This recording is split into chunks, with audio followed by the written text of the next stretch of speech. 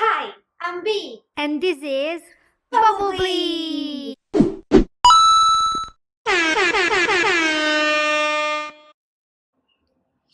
Hello, guys. Hello, YouTube. After thinking about it for ages, I finally made a channel.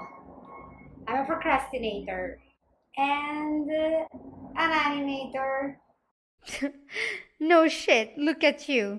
She doesn't look like an engineer to me. Since I don't want this to be boring as fuck, I'm gonna take you with me during a really interesting day of self-isolation at home. Whoa! But anyway, let's talk about the elephant in the room. Ugly? How can animation be ugly? Well, let me tell you, my dudes, because even a magical industry like this has a dark side. So dramatic. There are three ugly points that need an explanation, and I hate to break it to you guys, but being artsy and having a decent portfolio is not good enough sometimes. But that's why I'm here, and without further ado, let's go. Point 1.1 International Animators.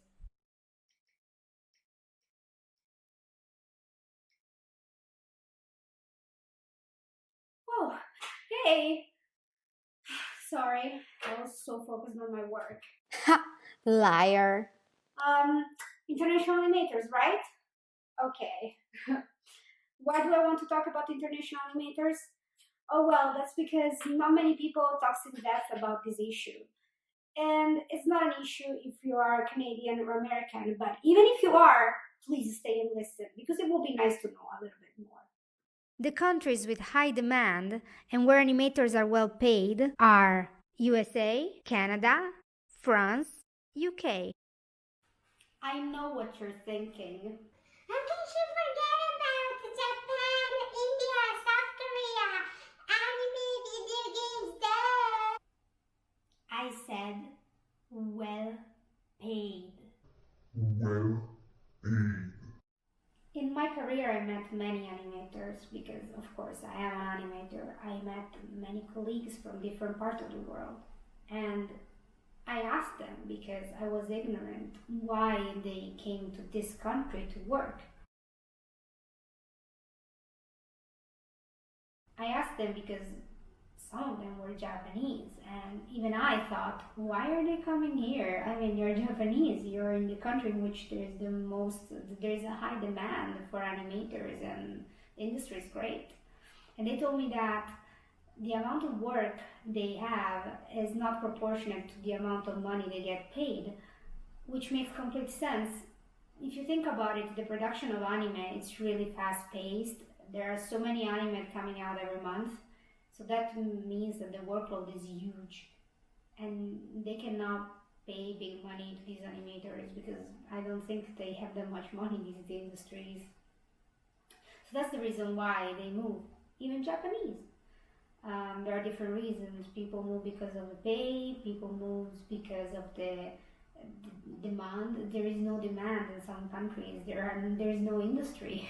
Many animators move out from their own country to follow their dream and also to get paid.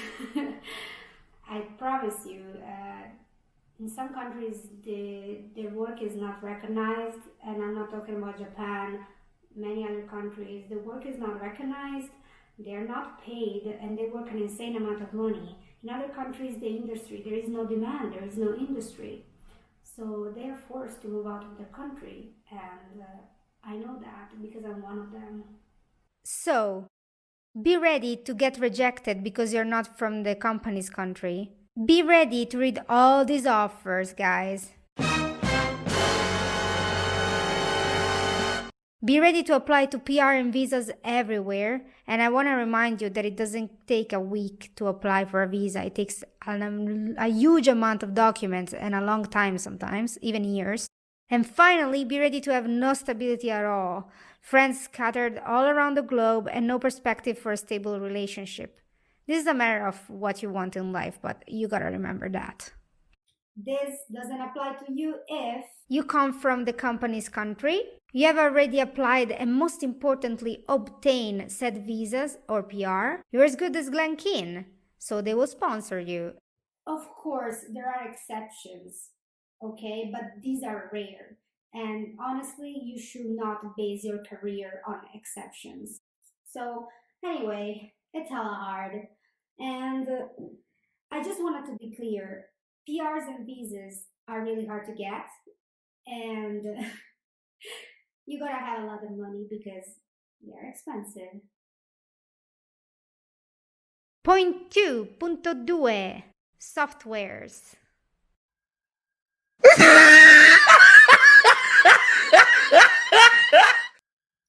Hey dudes! So, just to remind you, working out it's really important, and mostly if your job consists of sitting all day, which is the animator job. Anyway, let's back to the topic. All the fucking softwares. Yeah, let me explain. These are all the 2D programs mostly used in the industry, and these are all the 3D programs. I know what you're thinking now. My teacher told me that Maya is enough. They're gonna train you in the studio. So I don't need to know more programs than this. This is good enough. That one, guys, is a best case scenario, okay? I wanted to remember that. Usually, companies will hire people who already know the program. They don't want to waste their time training you, okay? Let's give you an example. Let's say we have two juniors animators. A knows the program but is less talented. B does not know the program but is more talented. If A knows the program, he has a way bigger advantage compared to B. They are both juniors, so the company will not give them shots or scenes very complicated to do. They will go with the less time consuming one, which is A. Remember, this is the criteria used to hire animators most of the time. What matters is where you come from, knowledge of the program, Portfolio. experience, and talent. And let's not forget the random factor. Yeah, they hire also randomly. So sometimes it doesn't really make sense why they hire you compared to someone else or vice versa. Don't get too attached to it. Okay, so this is half true. If you're insanely talented, then you're an exception to this rule. And yeah, if you are a citizen of the countries in which the company is, then yeah, they will prioritize you, even if you don't know the program. Point 3.3 Today's animation versus yesterday's animation.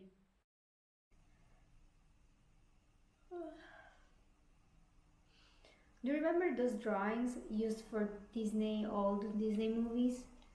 Those sequences in which you can actually recognize the animator who did them?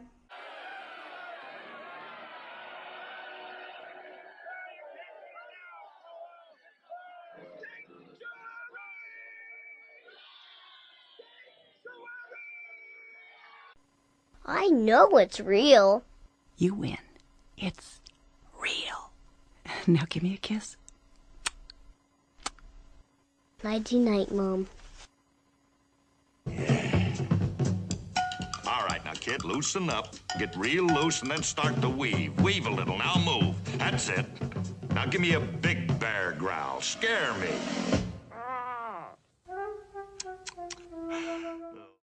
Well, forget about them.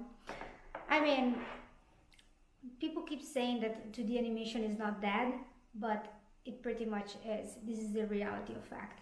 That type of animation on paper, it's dead.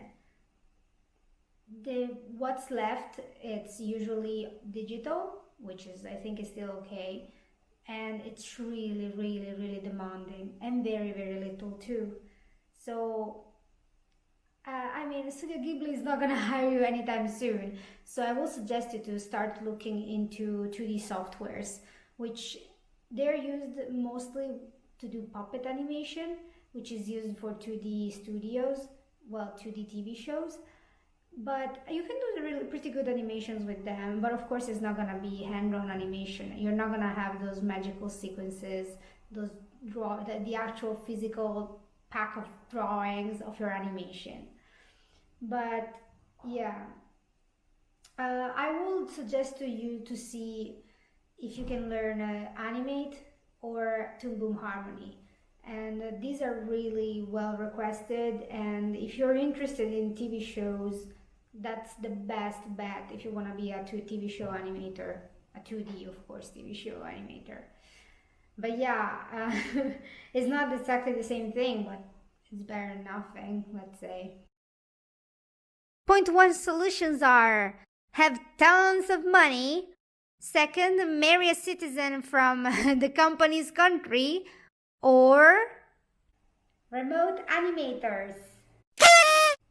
I mean, it's not as satisfying as working in a studio. We gotta be honest, and with that, I tried both, and working in a studio for sure is way more satisfying. You have personal contact with people, interaction with other animators.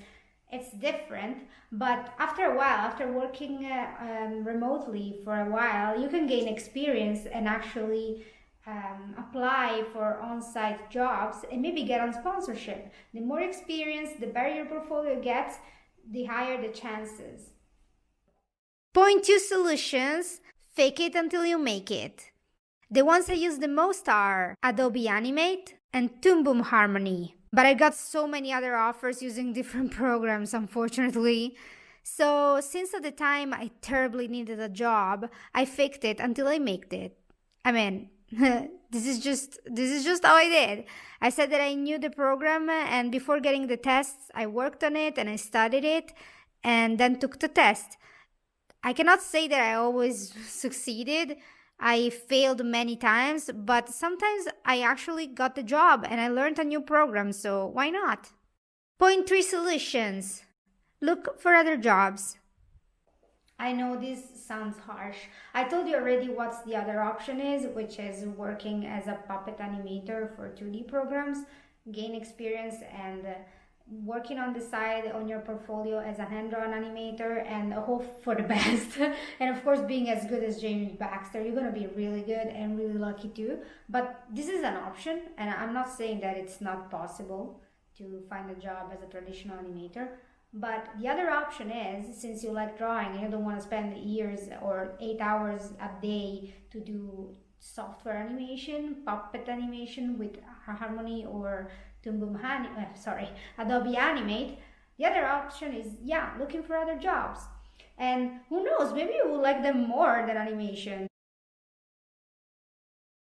There are different type of jobs that you can do which require drawing, because I think the big thing about people when they start thinking that they want to do animation is because of the amount of drawings that's involved. But there are many other jobs that require drawings that are still alive in the animation industry, which are background, prop, or character designs, or storyboard artist, or concept artist. And they're all really tough, really hard, and you gotta draw. So why not? I mean, honestly, if you really like to draw, I think you will like them even more than animation. I mean, that's from my personal experience and the people I met. Well, I'm done crushing your dreams.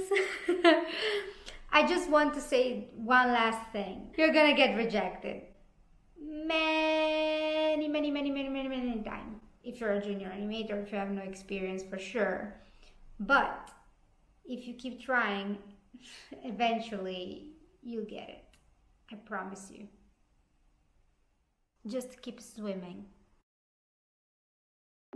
Thank you so much for watching, dudes.